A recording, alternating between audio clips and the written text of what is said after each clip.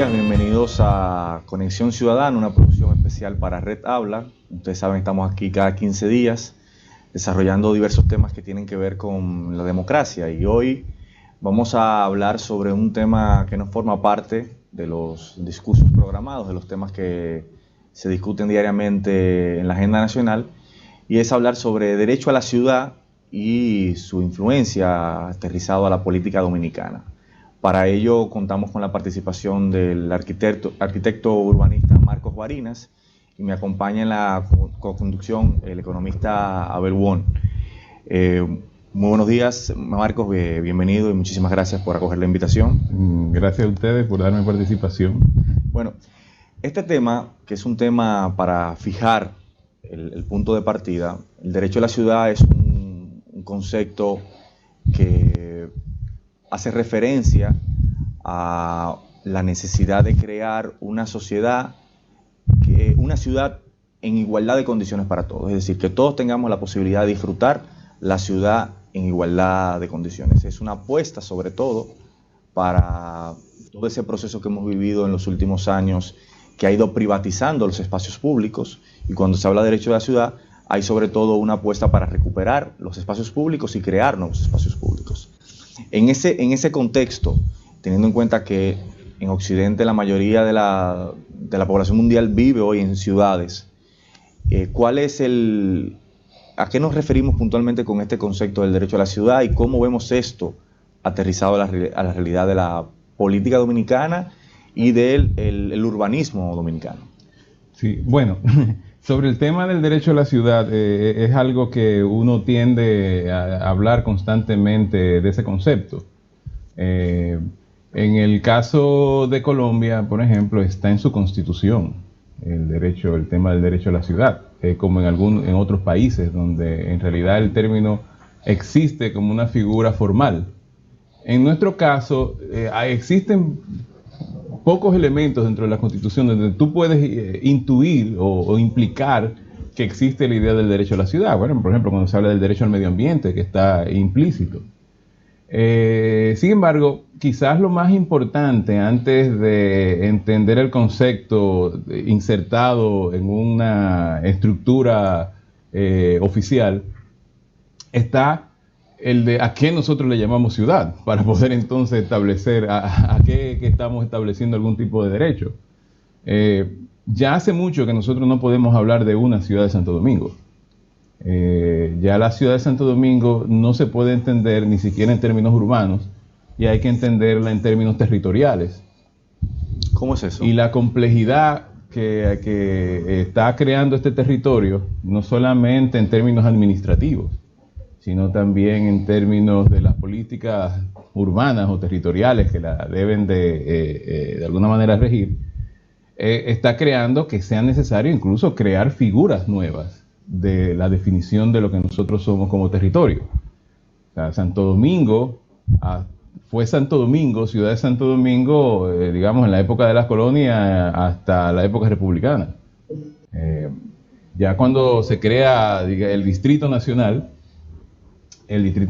era, para los que vivieron los tiempos de Suberví, Corporán, Johnny Ventura y demás, que fue el último que administró la ciudad como Distrito Nacional. El Distrito Nacional era todo lo que nosotros entendemos ahora como Provincia de Santo Domingo más el Distrito Nacional. Pero en este momento, lo que nosotros llamamos el Gran Santo Domingo es una entidad complejísima, que incluye no solamente territorios que salen del esquema administrativo nacional, dígase las provincias, porque hay parte de la ciudad de Santo Domingo que está en San Cristóbal y parte de la ciudad de Santo Domingo que está en San Pedro de Macorís. De manera que lo que nosotros llamamos el Gran Santo Domingo es un conglomerado urbano de probablemente más de 4 millones de habitantes, a mi entender, y que vincula 4 senadores. Imagínate la cantidad de diputados, aproximadamente 13 municipios, 13 alcaldes, y piensen ustedes en la cantidad de consejos de regidores que implica poder articular que una ciudad como es el Gran Santo Domingo pueda tener políticas públicas urbanas eficientes. Entonces ahí viene a qué nos estamos refiriendo como ciudad para entender cómo vamos a administrar esa ciudad a la que estamos exigiendo un derecho para los ciudadanos. Y esa figura no existe. Ahora mismo tienes a 13 alcaldes desarticulados que su única vinculación es una figura que existe en la ley 17607, que es la de la Mancomunidad del Gran Santo Domingo, que es una entidad que, si bien ha estado funcionando bajo presupuestos increíblemente precarios y dirigidos a algunos aspectos específicos que es probable que al gobierno central les interese. Hay un tema importante en esto que tú dices. Bueno, históricamente las administraciones locales han sido muy débiles. Sí. Vivimos en un país muy presidencialista, donde el gobierno central hace la mayor cantidad de cosas que incluso en otros países vemos que le competen a los ayuntamientos, a los gobiernos locales. Y este tema del derecho a la ciudad hace referencia sobre todo a la posibilidad de crear un balance justo entre los intereses que se dan en una sociedad. Aquellos que, por ejemplo, yo decía al principio, ha habido una corriente que históricamente, o sectores que han buscado gentrificar los espacios públicos o privatizarlos, y eso ha sido en detrimento de la mayor cantidad de gente. Ahora, ¿cómo nosotros, teniendo en cuenta en el caso, por ejemplo, del Distrito Nacional de Santo Domingo de Guzmán, que muestra una asimetría tremenda con los otros municipios que están en el Gran Santo Domingo, podemos iniciar un proceso de construcción mínimamente de políticas públicas que traten de, por lo menos, ponernos sobre la mesa los problemas más fundamentales que tenemos en la ciudad? Cuando dice la ciudad, los problemas fundamentales que tenemos en el Distrito Nacional o en el conjunto de que te hablé, de los 4 millones de habitantes. En el Distrito Nacional y en el conjunto, porque aquí duermen como 800.000 personas, pero aquí impactan 4 millones y medio, más o menos. Claro. O sea, todo el país pasa por la Máximo Gómez con 27 de febrero. Claro. Eso es así. Bueno, el punto es, quizá un punto muy importante de lo que tú estás diciendo es cómo participa el Distrito Nacional de todo esto. El Distrito Nacional ha perdido mucha importancia en las decisiones que se toman sobre el territorio del Gran Santo Domingo. No significa que no tiene importancia, sino que ha perdido importancia. Ya no es tan asimétrico. Antes era realmente asimétrico. Y tú tenías el Distrito Nacional como una unidad central con una serie de municipios periféricos que empezaban a crecer. Eso estamos hablando de probablemente los 90 y principios del 2000.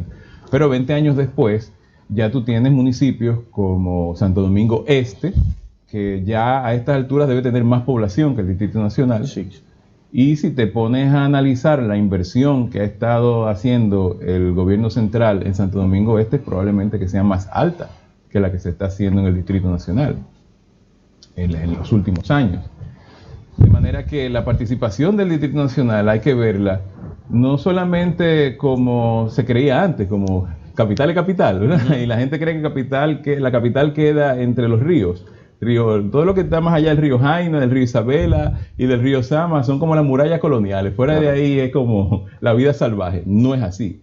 O sea, el Distrito Nacional cada vez tiene menos poder, cada vez tiene menos decisiones respecto a lo que ocurre en su territorio, y eso convierte al alcalde del Distrito Nacional, más que un administrador de recursos propios, en un gestor de territorio, una persona que tiene que establecer conexiones con sus alcaldes vecinos, porque es la única manera en la que puede subsistir, lo pueden ahogar fácilmente. O sea, tú tienes, por ejemplo, Duquesa, o sea, lo que sería claro, la parte, entre comillas, intestina del cuerpo de la ciudad, está en Santo Domingo Norte.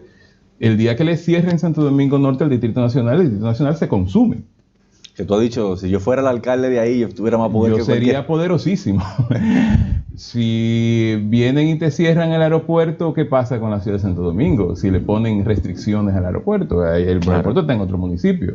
O las industrias, de repente, industrias como Jaina están también fuera del Distrito Nacional. Partes muy importantes para la salud del Distrito Nacional, como son las áreas agrícolas o los recursos hídricos o recursos ambientales, quedan fuera del Distrito Nacional también. Entonces, el Distrito Nacional en ese sentido debe de entender que ha dejado de ser el bully, pato macho, ¿no? Claro. Que era antes, y ahora tienen que entender que es una especie de diplomático, que tienen que entender cómo puede operar con este grupo de otros alcaldes que los rodean. Perfecto. Hay varios elementos que causan inquietud en la ciudadanía. Por ejemplo, el nivel de hacinamiento, el nivel de acumulación de basura, el nivel de movilidad, el nivel de planta de tratamiento. ¿Qué políticas, cuáles son los resultados de las políticas públicas, si las hay, para estos nuevos fenómenos, esta gran población acumulada en un centro donde tiene que necesariamente distribuir y tiene que darle salida a muchos temas ambientales, poblacionales, de movilidad? ¿Cuáles son los resultados de esas políticas públicas? Bueno, mira, otra vez, eso me lleva un poquito a lo que veníamos discutiendo. O sea, entendemos que los grandes hacinamientos están ocurriendo en el centro y que la concentración de población ocurre en el centro. Cuando hablamos de centro, obviamente el centro geográfico de este territorio es el Distrito Nacional. Pero en realidad, cuando tú ves hacia dónde se están orientando las inversiones del sector inmobiliario, todas las inversiones del sector inmobiliario se están concentrando en las periferias. O sea, los grandes desarrollos de vivienda que se están haciendo en el Gran Santo Domingo están ocurriendo en las periferias. Tú tienes, por ejemplo, Ciudad Juan Bosch, que si se planifica y se construye como se planificó, estamos hablando de que 20.000 unidades habitacionales, que es lo que se planificó para este desarrollo, es más población que la mayoría de las provincias de este país. O sea, Ciudad Juan Bosch sería más grande que muchas provincias que hay en la República Dominicana, y pocos municipios tendrían el tamaño y la concentración de población que tendría Ciudad Juan Bosch si se llegase a construir. Y eso no pasa solamente con Ciudad Juan Bosch. Si tú tomas la autopista Duarte, te das cuenta que hay muchos desarrollos que están ocurriendo a 20 kilómetros de la ciudad, Residencial Pablo Mella, por ejemplo, o otros en San Isidro, o otros también en la Avenida Colombia, ¿no?, donde se concentran proyectos habitacionales de miles de unidades habitacionales. Y no están ocurriendo necesariamente en el Distrito Nacional. Solamente el de la Colombia se podría entender que está en el Distrito Nacional, pero el resto está ocurriendo en las periferias. De manera que ese desbalance de inversión está llevando, por un lado, otra vez, a la poca importancia que está teniendo el Distrito Nacional en términos de repartir las ganancias y las riquezas que se podrían orientar hacia el centro, que entenderíamos que sería correcto, de decir, mira, esas inversiones, en lugar que se hagan a 20 kilómetros de la ciudad, requiriendo que tú tengas que enviar allá a estas personas a buscar empleo que no lo tienen, que lo tienen en el centro de la ciudad, que tienen que tener un vehículo casi obligatoriamente, o tú vas a tener que construirle sistemas masivos de transportación, vas a tener que construir infraestructura, vas a tener que resolver los problemas de recogida de desechos sólidos que a la mayor distancia tienen menos eficientes son. Entonces, la salud del Distrito Nacional en ese sentido y la competitividad del Distrito Nacional como relevancia en términos de ese territorio es importante incluso para la salud del territorio completo. Y eso es lo que no se acaba de entender. Se ve que, mira, no hay problema en que se hagan estas grandes inversiones en la periferia, porque ¿qué importa que se lo hagan a ese alcalde? A mí me importa que me haga a mí, porque a mí no me interesa saber qué es lo que está ocurriendo en el territorio completo. Pues sí, a usted como alcalde le interesa saber lo que está ocurriendo en el territorio completo. No solamente el Distrito Nacional, también el de Santo Domingo Este, como el Santo Domingo Norte, que tienen otra serie de deficiencias también. Tú tomas Santo Domingo Este o tomas Santo Domingo Norte y son espacios que han sido privados de espacio público formal. Solamente el Distrito Nacional tiene grandes parques. Bueno, está el parque Mirador del Este, solamente quizás fuera del Distrito Nacional, es un parque urbano relevante, ¿no? Y todos están en el Distrito Nacional. Y lo que te dice es que hay una gran población no servida de equipamiento importante y a donde se están haciendo casi todas estas inversiones sin ser acompañados de este equipamiento. Hay una cuestión que tú decías de una especie de cambio de rol del alcalde del Distrito Nacional, teniendo en cuenta una realidad concreta. Ha perdido poder, porque el hecho de la desconcentración le ha quitado atribuciones. Totalmente. También ha habido, yo creo que un abandono también histórico de parte de los alcaldes a una serie de funciones que ellos no han querido meterse, como es el tema, por ejemplo, del tránsito, como es el tema de ordenar el territorio, lo cual implica ese cambio de la función, tú dices, casi un diplomático, en el sentido de cómo ellos generan una concertación. Hay un tema que a mí me llama mucho la atención, que es un tema pendiente aquí, y que nadie le ha querido meter el pico por los intereses que representa, que es el tema del ordenamiento territorial. Sí. Por ejemplo, nosotros vimos que hace casi 2 meses y medio hubo una tragedia en el sector de Villa Agrícola, con el caso de la explosión de Poliplas, que planteó una discusión que se ha evitado y que se sigue evitando, que es el tema de sacar a los centros industriales de los centros urbanos. Pero lo cual es una tarea que ya evidencia que no se puede continuar, porque no es verdad que a Poliplas lo van a poner en Piantini, ni en Naco, eso sería inadmisible, como decimos los abogados, eso sería imposible que pueda ocurrir. Lo ponen en los barrios donde se concentra la mayor cantidad de gente que tiene peores condiciones socioeconómicas. Ahora bien, teniendo en cuenta los límites, las limitaciones que tiene el Distrito Nacional en términos de territorio, 90 y tantos kilómetros cuadrados, esos centros industriales que pudieran incluso ser sacados para generar fideicomisos de uso comunitario, es decir, generar un proceso de transición, ¿a dónde lo vamos a sacar? ¿A dónde lo vamos a llevar? Y el tema también del manejo de los residuos sólidos. Sí. Tenemos un problema de que aquí el vertedero está en un municipio que no le pertenece al Distrito Nacional. No, ni puede el Distrito Nacional. Y no hay espacio en el Distrito Nacional, por ejemplo, tú me habías comentado, para relleno sanitario. No. Entonces, ¿cómo tenemos realmente una discusión en torno a ese tema, teniendo en cuenta estas limitaciones? Bueno, lo primero es que tú tienes a un Congreso que aprueba la ley contra la juca, tú sabes, y tiene años que no acaba de aprobar la ley de ordenamiento territorial, que es una ley fundamental para hacer eso que tú estás diciendo. O sea, la ley de ordenamiento territorial pasó por el Congreso aproximadamente en noviembre y otra vez fue enviada a revisión. Pregúntate por qué. Claro, por los intereses que hay unos intereses que en esa ley de ordenamiento territorial son derrumbados.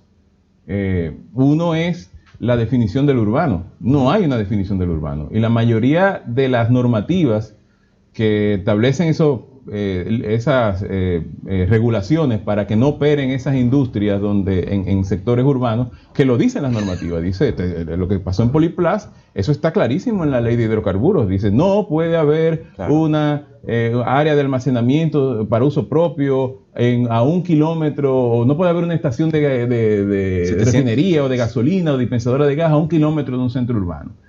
Pero si tú buscas dónde hay una definición de lo que es centro urbano, no hay ningún sitio donde diga cuál es la definición de urbano. No existe esa definición. La definición de urbano puede ser municipio cabecera, o la definición de urbano puede estar hecha a partir de la densidad o a partir de cualquier cosa. O sea, que cualquiera interpreta lo urbano de cualquier manera. En la ley de ordenamiento territorial se define claramente qué es urbano. Y te establece los principios bajo los cuales tendría que generarse esa definición. Y en ese momento muchas industrias tendrían que salir, porque además en la ley de ordenamiento territorial se establecen cuáles son las industrias que pueden operar en áreas urbanas y cuáles no. Y inmediatamente salga esa ley, va a poner en jaque a muchos industriales, que hay que decirlo bien claro, que están poniendo a engordar sus áreas industriales en el centro de la ciudad para que adquieran más valor inmobiliario y no empiezan a entender que ellos mismos saben que operan mal donde están. La sociedad industrial dominicana no debe estar ahí. Uno de los pocos espacios que tiene el Distrito Nacional para crecer es en el mismo centro, y es la zona de Villajuana, Villas Agrícola, el Ensanche La Fe, Cristo Rey, que son sectores que están bien servidos, porque tú vas a Piantini y vas a Naco, y en Piantini y en Naco no hay drenaje. Y ahí sí tiene. Pero en Villajuana hay drenaje. Y en Villajuana hay aceras amplias. Sí. En Naco y en Piantini no hay aceras amplias. No hay de nada. Bien, claro. Entonces Villajuana, Villas Agrícolas, La Fe, es una cuadrícula. Es uno de los espacios de mayor potencial de desarrollo urbano que tiene la ciudad de Santo Domingo, y está ocupada en su centro por una gran industria que sus mismos dueños saben que no operan bien ahí. Bueno, vamos a la pausa y regresamos en Conexión Ciudadana hablando con Marcos Barinas sobre Derecho a la Ciudad.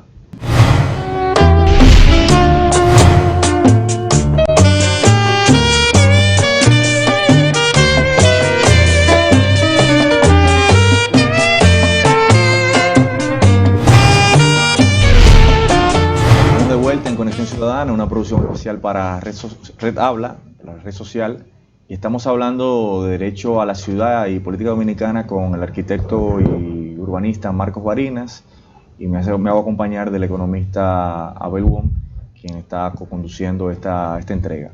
Hablábamos sobre el tema de ordenamiento territorial, de la necesidad que existe de sacar los centros industriales de los centros urbanos. Y hay un tema que también tiene que ver con el derecho a la ciudad, que es el tema de la movilidad. El tema de la movilidad en cuanto tránsito y transporte público. Porque también el transporte público, en tanto servicio público, es una concreción de este tipo del derecho a la ciudad. Es decir, aquí se ha construido y se ha desarrollado una ciudad que no es para la gente, sino para los vehículos. Así es. Y como una frase memorable del filósofo popular Marcos Barinas, decía, los elevados son la forma más eficiente de llegar un tapón a otro. Así es. Yo veía un diagnóstico que hacía el Intran, en donde decía que la mayor demanda de transporte privado se da en el corredor este-oeste, es decir, donde están los elevados y los túneles. Y el transporte público de norte a sur. Sí. Entonces, eso, cuando tú ves del este a oeste, ¿qué avenidas están ahí? La 27 de febrero, la John F. Kennedy, la avenida George Washington, el Malecón, que son grandes arterias que están utilizadas primordialmente por el transporte privado. Enmarcándolo en la discusión que estamos teniendo del derecho a la ciudad, ¿cómo podemos enfrentar esto desde la perspectiva de las administraciones locales, que han tenido un papel, si no 0, igual a 0, en liderar o participar en la resolución del problema de la movilidad urbana sostenible en este país? Sí, buen punto el tema de la movilidad en toda la estructura de cómo funciona este territorio y cuál es la participación que tienen las administraciones locales en esta estructura. Ese es uno de los puntos donde realmente que existe una sinergia entre el gobierno central, las autoridades del gobierno central y las autoridades municipales es increíblemente importante. La movilidad tú no la resuelves desde los municipios. Es imposible resolver el problema de la movilidad desde un municipio aislado. O sea, tú puedes tener al mejor alcalde del mundo en el centro de la ciudad y ese gran alcalde no va a resolver el problema. Al Distrito Nacional entran diariamente mucho más de 300.000 vehículos. Si tú piensas la cantidad de personas que hay en esos vehículos, te das cuenta que probablemente te habla de 500.000, 2 personas por vehículo o 3 personas por vehículo. Y solamente entra, de ese parque vehicular que entra diariamente al Distrito Nacional, que viene de paso, solamente un 15% es transportación pública. Así es. Eso te indica a ti que un vehículo que te va a traer 80 personas, entre 65 y 80 personas, se usa menos que uno y se le da menos prioridad y menos facilidades que a una Jeepeta Tahoe con 2 habitantes.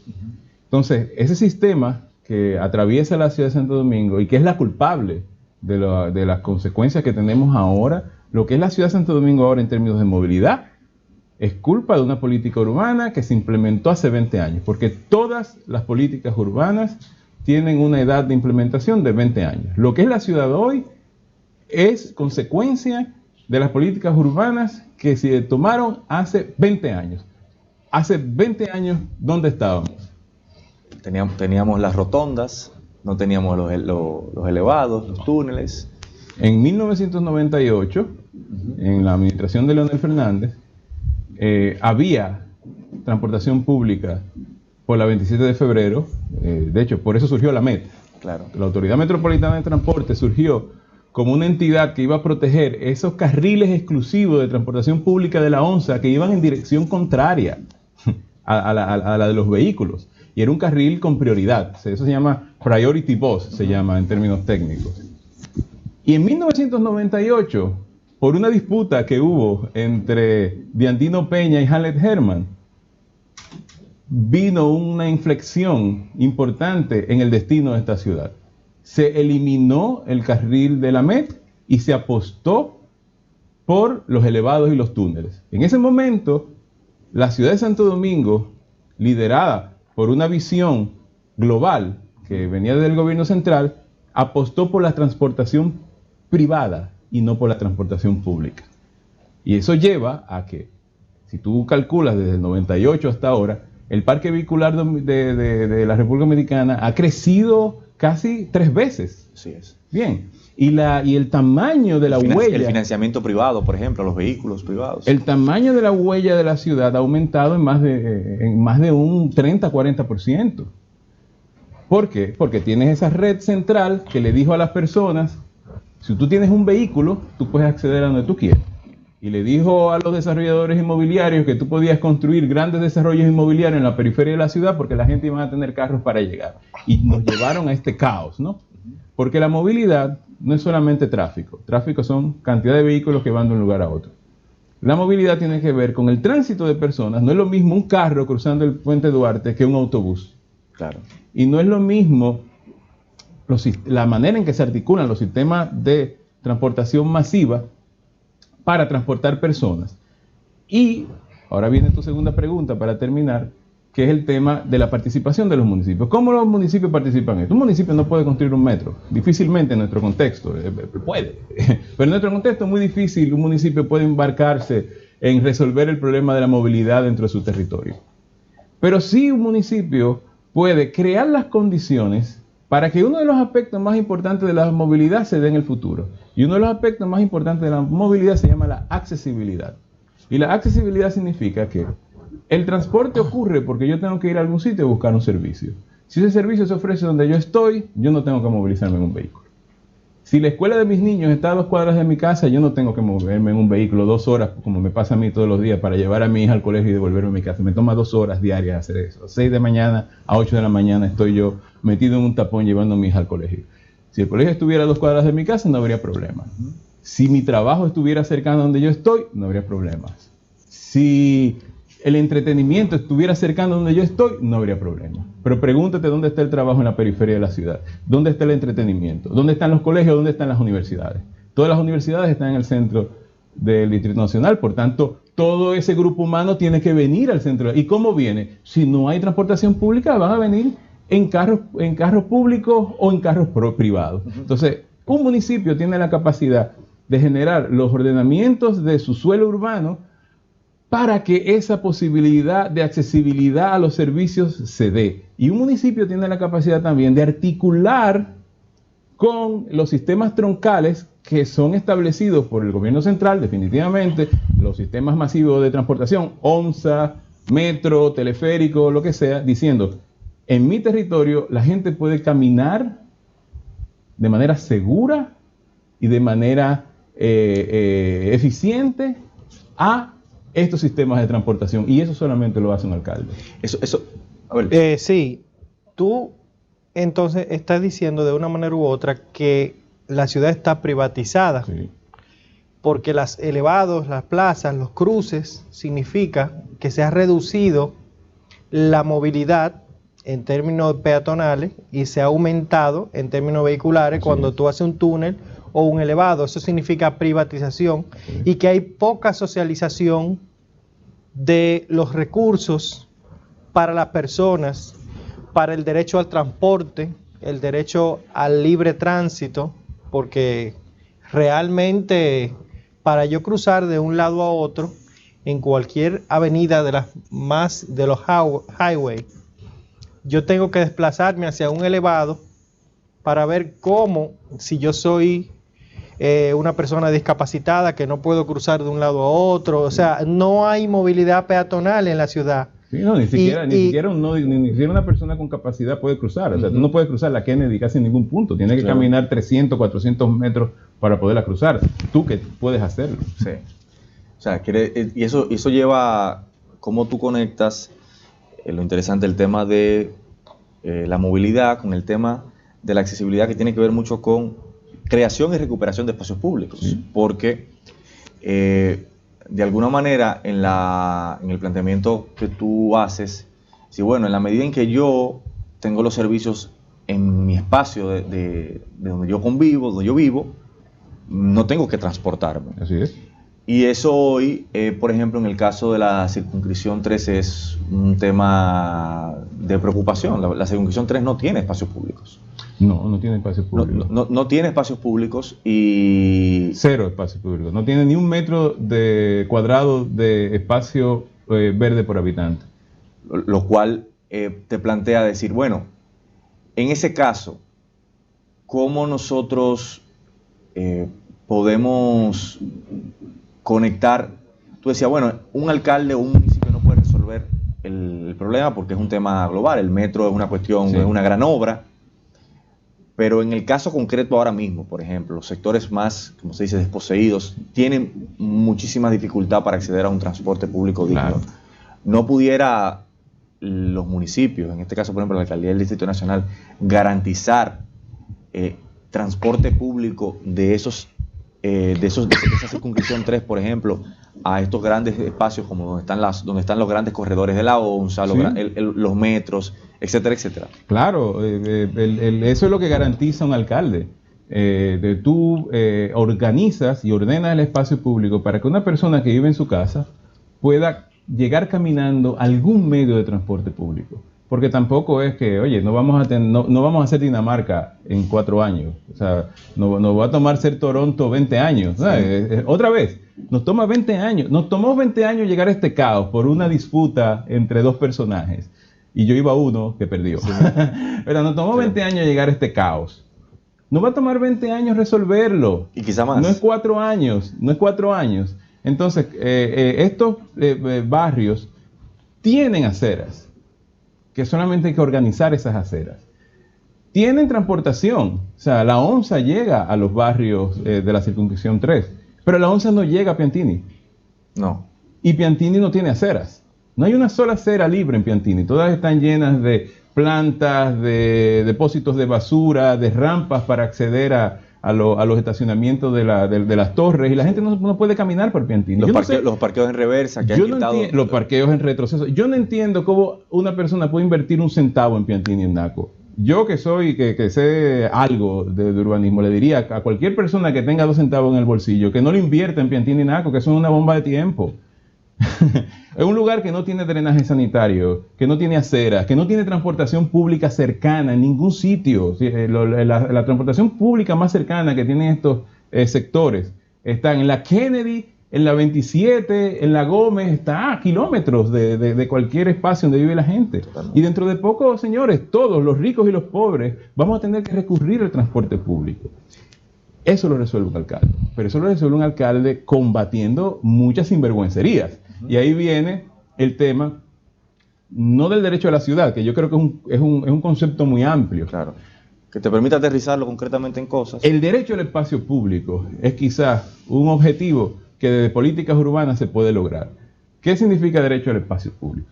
Significa, por ejemplo, que Piantini y Naco, que tienen una normativa desde 1996, creo, que establece que cualquier torre que se va a hacer allí tiene que estar retirada por lo menos 5 metros de la acera. Pero cuando se hizo eso, no era para darle un frente a las torres para que hicieran parqueos, era para ampliar las aceras. Era para hacer aceras de 5 metros, aceras de 8 metros, que son las aceras que necesita el polígono central. Pero ¿qué ocurre? Nuestra legislación no establece el derecho al espacio público, no establece que debe de haber una noción de que lo público es más importante que lo privado, y que en el momento en que existe una normativa que retira una torre, como el caso de Blue Mall, 10 metros del borde de la acera, esos 10 metros no es para que tú parques los taxis de los clientes de tu hotel. Esos espacios son para que camine la gente. Esos 10 metros no son para la jipeta Tahoe y los Porsches de los funcionarios que van a SBG. Eso es para que la gente camine. Bien, pero la legislación nuestra establece que ese retiro sigue siendo privado por un tema de derecho a la propiedad y no de derecho al espacio público de la gente. Entonces, cuando alguien se ponga los pantalones a la falda y se la pongan y combata eso, nosotros vamos a tener una mejor ciudad. ¿Cuándo va a llegar eso? No sé cuándo va a llegar. Creo que vamos a una última pausa y regresamos para tratar al final un poco el tema del manejo de los residuos sólidos.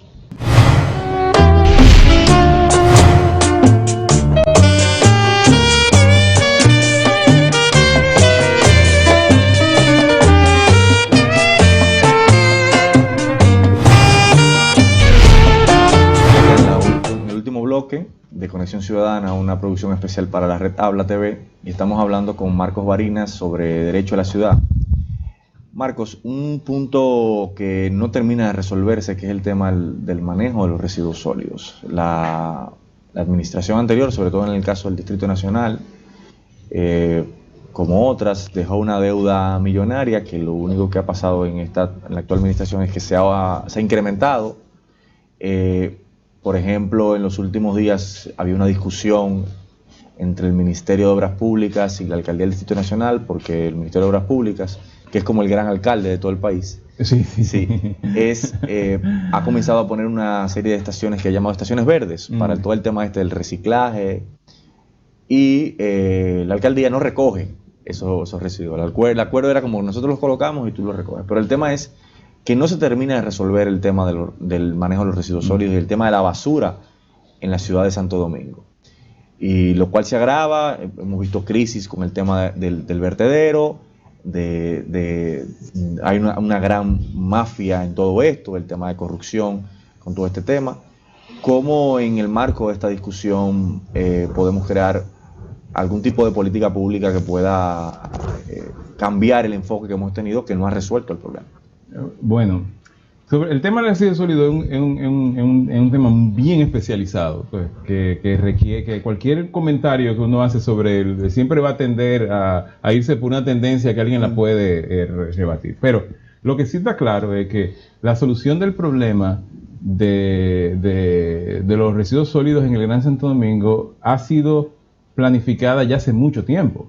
Hace mucho tiempo, ya desde el 98, 96 creo que fue, la JAICA le había dado un tiempo ya de vida útil al vertedero de Duquesa, y decía que el vertedero de Duquesa solamente podía seguir operando hasta el 2002, 2003.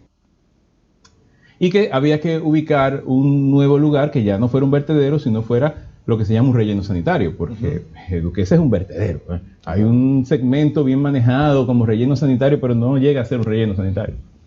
Y se habían establecido ya los lugares donde ese relleno sanitario podía ir. De hecho, es posible todavía hacer una conexión de ese nuevo relleno sanitario para el Gran Santo Domingo, conectado a la avenida Circunvalación, por ejemplo, para que haya un sistema de transportación eficiente de la basura.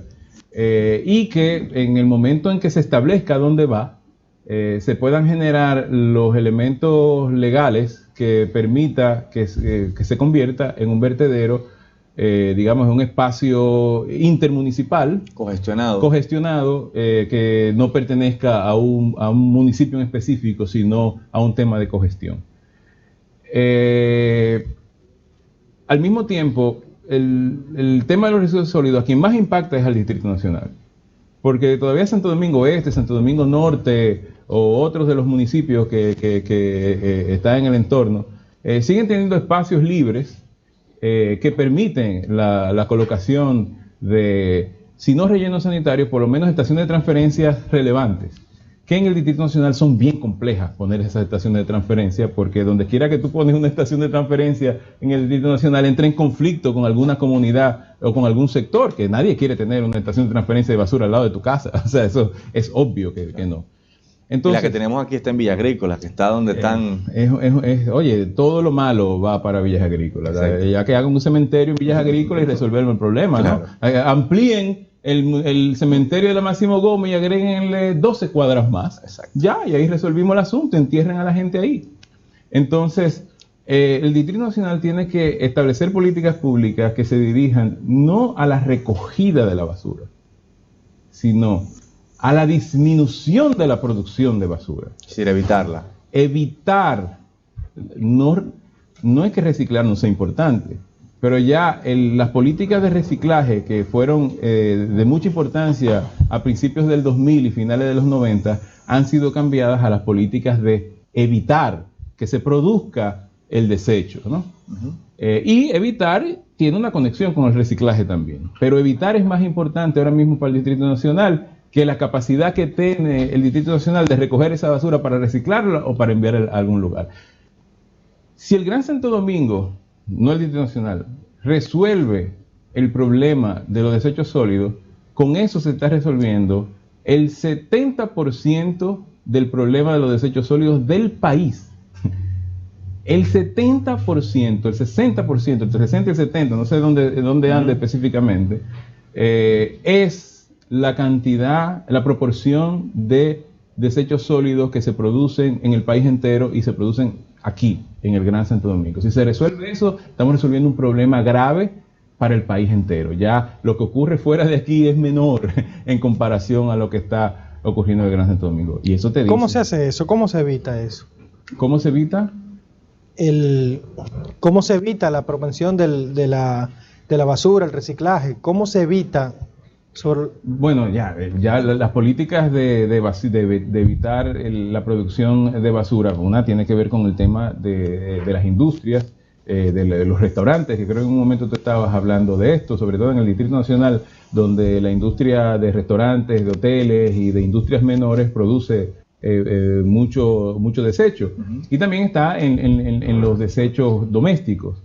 La estructura de cómo se vive en las casas y cuáles son los desechos que nosotros generamos en las casas para reducir esos desechos en términos de que, mira, si tú vas a un supermercado, que no te hagan empaques en cosas que tú te las puedes llevar en la mano, cosas simples, ¿no? En las que tú puedes tener grandes impactos. Pero otra vez, es un tema bien especializado que inmediatamente tú, como gestor de ciudad, define cuál es la política a la que nos vamos a dirigir. Entonces vienen los profesionales a establecer cuáles son los programas bajo los cuales se va a ejecutar esa política de evitar la generación de desechos, y ahí viene un trabajo profesional importante. Lo más importante de todo esto, yo creo que hemos hablado hoy, es que la República Dominicana es uno de los países con mayor población urbana del mundo. ¿Por qué? Ahora mismo la media urbana, de población urbana en el mundo, anda por los 57%, 56%. En la República Dominicana nosotros somos 80% urbanos, o sea, estamos súper arriba de la media. Sin embargo, las políticas públicas de este país y las campañas electorales de este país no están dirigidas a los problemas de la ciudad. Están dirigidas a otros problemas, los problemas de empleo, de quién le da más y qué gobierno le da más dinero, o qué partido le da más dinero a la gente, y quién le ofrece un chin más a este, un chin más al otro, y no están dirigidas a los problemas urbanos en un país que somos urbanos. Claro. Y las alcaldías no son la apuesta más importante de muchos partidos políticos, es una apuesta que se decide 2 meses antes de la elección. Es una plaza electoral más. Así. Bueno, Marco, muchísimas gracias por acoger la invitación, y estaremos aquí en 15 días tratando sobre estos temas que benefician a la democracia, hablando sobre todo sobre cómo construir ciudades vivibles, organizadas y transitables. Nos vemos en 15 días.